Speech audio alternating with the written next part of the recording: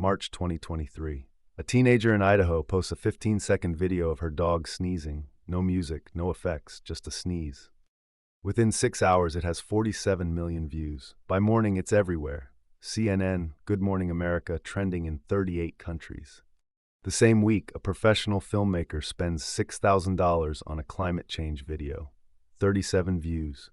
So what happened? Who decided the dog wins and the planet loses? The answer isn't a person. It's something far more powerful and far less accountable. This is the story of the invisible forces that decide what you see, what you share, and what gets erased from existence. Because going viral isn't luck anymore. It's a science. And the scientists aren't telling you the formula. In 2017, a single tweet about a dress nearly broke the internet. Blue and black, white and gold. Within 48 hours, it had been viewed over 70 million times. But here's what actually mattered. While we argued about colors, 3 companies made over $14 million selling related merchandise. Someone decided that meme was worth money. This isn't about entertainment anymore. What goes viral now shapes elections, stock prices, and whether your business survives the quarter. When GameStop stock exploded in 2021, it wasn't Wall Street analysts who made it happen. It was a Reddit forum that suddenly decided which memes became movements. $4 billion in hedge fund losses. All because the viral machine pointed in one direction. So who actually decides? Because whoever controls what goes viral controls something much bigger than likes and shares. In the 2020 election cycle, the top 10 viral political moments generated more views than all 3 presidential debates combined. Traditional media became the sideshow. A 16-year-old with a phone can now reach more people in an hour than the New York Times reaches in a day. The gatekeepers changed. Nobody announced it. And it's not just politics and money. Remember when everyone suddenly cared about NFTs, or cryptocurrency, or quiet quitting? These weren't organic movements. Each trend had architects, people who understood how to game the algorithm, how to manufacture the moment. The viral machine doesn't just reflect culture anymore. It creates it, sells it, and moves on before you realize what happened. Your teenager's career ambitions, your parents' political opinions, what you bought last Tuesday, all potentially influenced by content someone engineered to spread. This matters because we're living in the first era of human history, where attention itself is the most valuable currency. And viral content is how that currency gets minted. So the real question isn't whether viral culture affects you. It's whether you'll understand the machine before it's too late to see how you're being shaped by it. In 2023, a video of someone eating corn went viral. Not because it was funny, not because it was useful, but because the algorithm decided it would. We talk about the algorithm like it's a single thing, a digital god that chooses winners and losers. But that's not how any of this works. Every platform has dozens of algorithms. TikTok alone runs different models for your For You page, your search results, your comments, even what gets suggested to creators. And here's what they don't tell you. These algorithms aren't predicting what you'll like.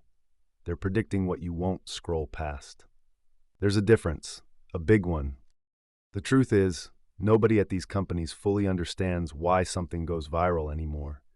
The systems have become too complex, even for their creators. So if the algorithms don't decide what goes viral and the engineers can't explain it, who does? Meet Guillaume Chasselot. He used to build the recommendation algorithm for YouTube. Then he became one of its loudest critics. He discovered something disturbing. The algorithm didn't care about quality. It cared about watch time. And the best way to maximize watch time? Controversy and outrage. The machine wasn't broken. It was doing exactly what it was designed to do. Keep you watching, no matter the cost. But here's where it gets interesting. Creators figured this out, and they started gaming the system. Mr. Beast didn't accidentally become the biggest YouTuber. He spent years reverse engineering what the algorithm rewards. Every thumbnail tested, every title optimized, every second calculated. The algorithm shapes content, but content also shapes the algorithm. It's not a one-way street anymore. So when you see the same trends everywhere, the same dances, the same sounds, the same formats, that's not coincidence. It's evolution. Digital natural selection. Content that survives is content that the algorithm amplifies, and the cycle repeats. The algorithm isn't what you think it is. It's not choosing what goes viral. You are. Every time you watch, pause, or scroll, and the machine is watching, learning, adapting to every single choice you make. While you scroll through your feed, a parallel internet hums in the shadows. Private signal groups, Discord servers with vetted members, WhatsApp chats that require 3 referrals to join. This is where trends are born before they're trends, where a meme gets workshopped by 200 people before you see it once.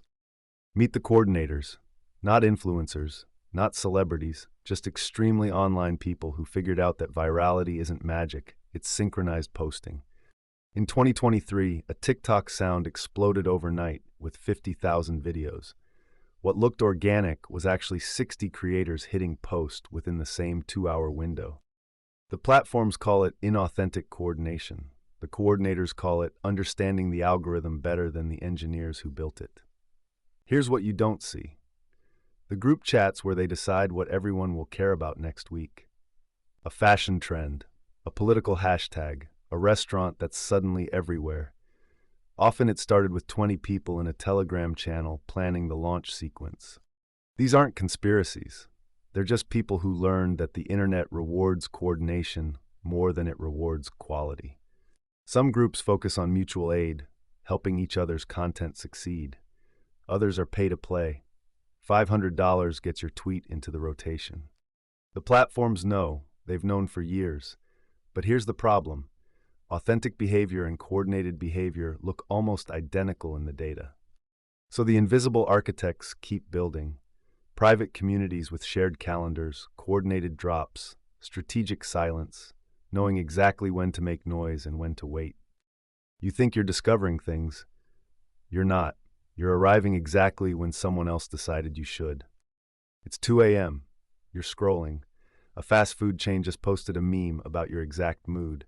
You laugh, you share. You don't realize you just became their marketing campaign. This is the new frontier of brand marketing. Not billboards, not commercials, but tweets that sound like your college roommate wrote them. Meet the social media manager. 26 years old, probably stressed, definitely underpaid, armed with gift folders and a mission to make a corporation seem relatable. Wendy's perfected it first. In 2017, their Twitter account started roasting people. Suddenly, a burger chain had a personality, and everyone wanted in on the joke. The formula spread like wildfire. Be snarky, reference memes, act like a person, not a press release. Duolingo's unhinged owl, Ryanair's chaos energy, Netflix's self-aware quips. But here's what they're not telling you. Every spontaneous tweet is calculated, focus grouped, approved by legal. That casual vibe, it costs 6 figures to engineer. The goal isn't just laughs, it's parasocial relationships. They want you to feel like brands are your friends, so you forget they're trying to extract money from your wallet. And it works. Studies show people are 70% more likely to buy from brands they interact with on social media. That silly reply? It's worth thousands in conversion rates. Some companies now employ full teams monitoring trends 24/7. The second something goes viral, they have minutes, not hours, to jump in before the moment dies. Remember the Grimace shake trend? Completely organic, right? Wrong. McDonald's saw early TikToks, quietly amplified them, and let kids think they discovered it themselves. This is AstroTurfing 2.0. Make the marketing so native to the platform that it doesn't feel like marketing. You're not being sold to, you're just participating, right? The line between authentic culture and branded content has disappeared. When Spotify Wrapped drops, millions rush to share their data. Free advertising, disguised as self-expression. Some brands even hire meme pages with millions of followers. They pay for posts that never say sponsored, just a funny meme that happens to feature their product. Invisible influence. The backlash is starting. When brands try too hard, the internet can smell it. Remember when every corporation tweeted about Barbie? The cringe was unanimous. Gen Z especially is developing immunity. They can spot performative brand activism and forced memes instantly. The brands that survive will be the ones who know when to shut up. Because here's the secret. Brands will never truly be your friend. They can't be. Their loyalty is to shareholders, not your timeline. And the moment you forget that, they've won. In 2023, a teenager posted a dance video at 3 p.m. By 3:05, it had 0 views. She posted the exact same video at 9 p.m. Within an hour, 12 million people had seen it. The difference wasn't the content, it was the clock. And someone somewhere was watching that clock very carefully. Your timeline isn't chronological. It hasn't been for years. Every post you see has been selected, sorted, and strategically placed by an algorithm measuring thousands of variables per second. Former Facebook engineer Francis Chen admits, "We tested over 40,000 different timeline arrangements every single day. Users never saw the same internet twice." But here's what they don't tell you. The algorithm doesn't just predict what you'll like. It predicts what will keep you scrolling just long enough to see the next ad. The average engagement sweet spot? 4 minutes and 37 seconds. That's how long you need to scroll before the platform has maximized its revenue from your attention. This is the timeline manipulation problem.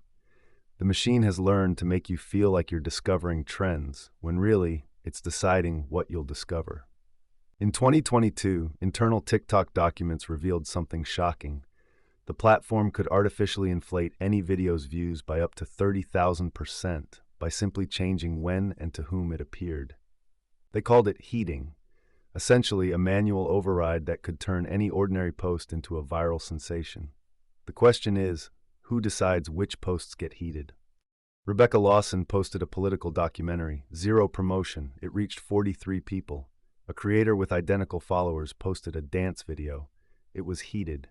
23 million views overnight. The platforms claim heating is rare, used only for special events. But former employees tell a different story. One insider claimed, "We heated hundreds of videos daily. Whatever matched the narrative we wanted trending." Your timeline is a carefully constructed reality, and the people constructing it have interests that may not align with yours. Dr. Anika Patel, algorithmic researcher at MIT, warns, "These systems don't show you what's popular. They show you what they want to become popular." There's a profound difference. The manipulation goes deeper. The algorithm learns your breaking point, how much outrage, how much joy, how much fear keeps you engaged without making you leave the platform entirely. It's called emotional calibration, and every major platform uses it. Your timeline is a personalized psychological experiment running 24 hours a day.